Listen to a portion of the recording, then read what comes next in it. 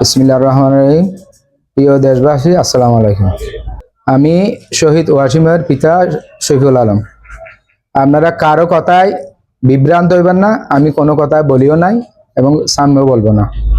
আমরা বিএনপিতে আছি, বিএনপিতে থাকবো। বিএনপি জাতীয়বাদী দলের আমি একটা সৈনিক। আমার ছেলেটা শহীদ হয়েছে বিএনপির জাতীয়বাদী দলের উপরে।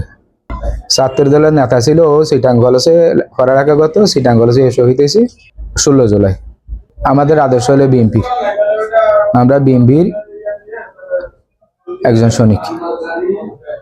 আমি একজন, আমার পুরা পরিবারে বিএনপির সৈনিক আসছিলাম, পূর্ব কথা আছি, আগামী দিনে থাকবো ইনশাল্লাহ।